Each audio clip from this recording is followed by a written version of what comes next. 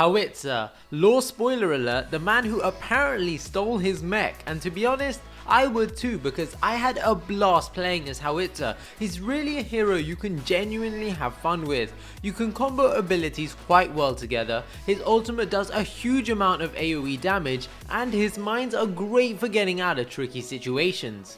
As always, we'll take a look at the build, go through how you should be playing Howitzer, and learn from a couple of my mistakes. Also, be sure to keep an eye out for that Fey guide coming soon. Now the way I like to play Howitzer is with a lot of damage, max cooldown reduction, a tiny bit of mana and some armor. Now you might be thinking, armor? Really? The problem is, what I found anyways, was late game you get shredded by carries and mid game you'll struggle against all the fighters because of how good they are at the moment, and I'm looking at you Chimera.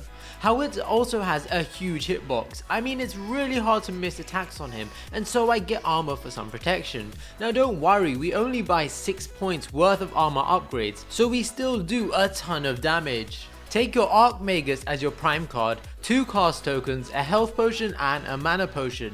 Next, equip a Burnblood powder with 1, 2, 3 cast upgrades and another Burnblood powder with 3 major cast upgrades.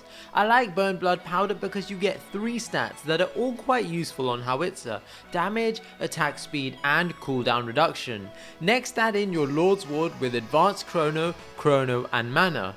Throw in a Meltdown with 3 major casts and another Meltdown with 1, 2, 3 cast upgrades.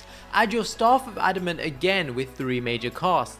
Finally, throw in your Etherweave mesh for some armor protection and cooldown reduction, upgrading it with 3 minor barriers, and then add a quantum casing with 3 minor guards. You might be wondering why we have so many duplicates of some of the cards. Well, what I like to do is upgrade my cards as quickly as possible to take advantage of that maxed upgrade bonus. This gives us a good power spike in the early and mid game, and then I can sell them for more expensive ones in the late game to keep up that huge amount of damage. Some other great cards for Howitzer, if you don't have the ones I listed, are Amp Crystal, Mind Flow, and maybe Pendulum of Lords. The build order for this deck is one that I find changes quite a lot, as with pretty much all my decks they work well for the majority of situations, but the build path you take depends on your specific situation. I start with a health potion and mana potion and a cast token, but sometimes I'll go for a health potion and double cast token. The choice is up to you. Having 2 cast tokens definitely helps with last hitting though.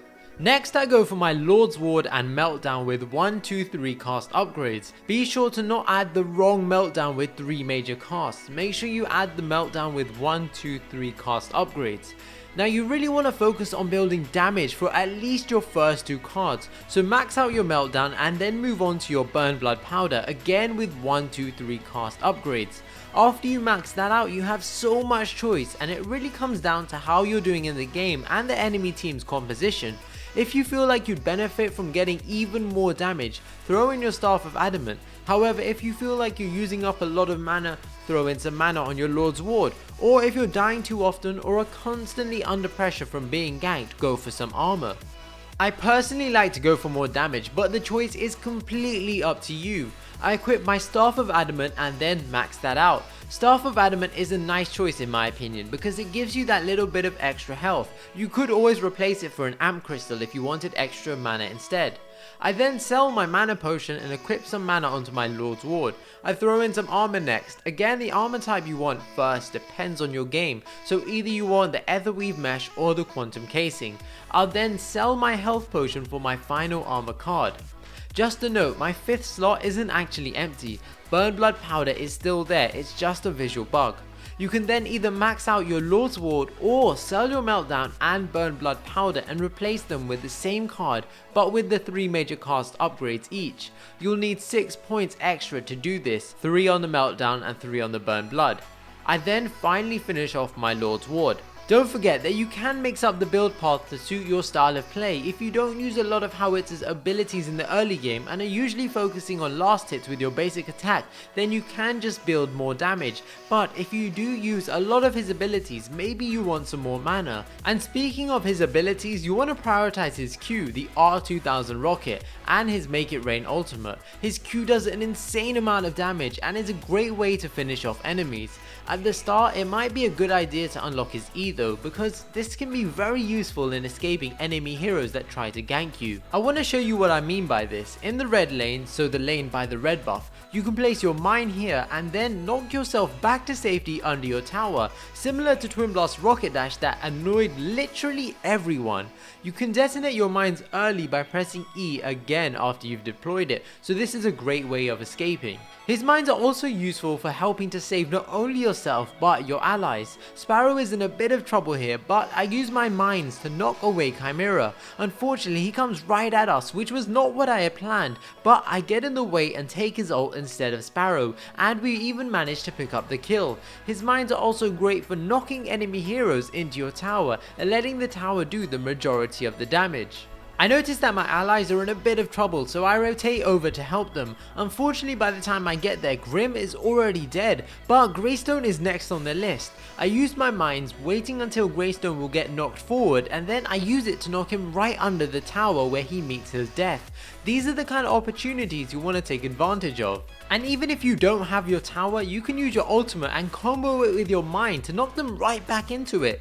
Gideon uses his black hole and I immediately use my ultimate to not only deal damage to him but try and avoid dying to his. Notice how I threw a mine down first. This is the most likely route of escape. People often retreat under their tower, so I use a mine so that I can eventually push them back if they retreat that way. I use my ultimate, and as Gideon tries to escape, he does exactly that. I hit my mine and it pushes him right back into my ultimate and I secure the kill. You want to try and combo your ultimate with not only your own abilities but with your allies as well. A deck and containment fence is a fantastic way to ensure that the enemy feel the full force of your ultimate, but also the phase ultimate, a steal ultimate, anything that causes the enemies to be slowed, stunned or rooted for a duration gives you an opportunity to land your ultimate, since otherwise it's really easy to just walk out of.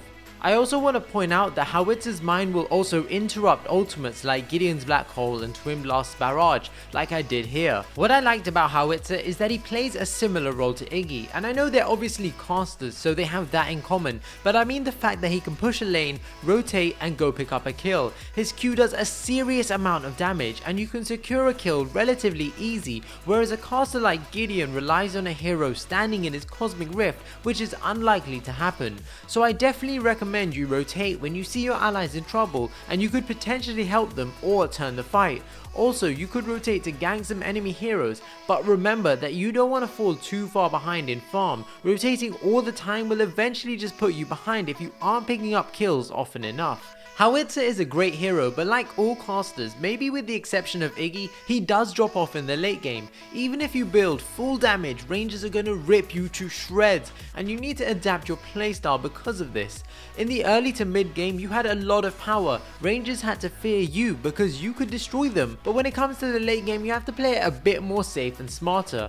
You've got a Q ability that has a huge range and an ultimate that still does a lot of damage, but what I find his ultimate is great for in the late game, other than killing people, is isolating enemy heroes. You can separate carries from supports by putting your ultimate between them. A lot of the times this means you can fight their rangers solo and then finish off their supports, whereas usually the rangers will have constant support and the team fight could go either way, so why not turn the odds in your favor?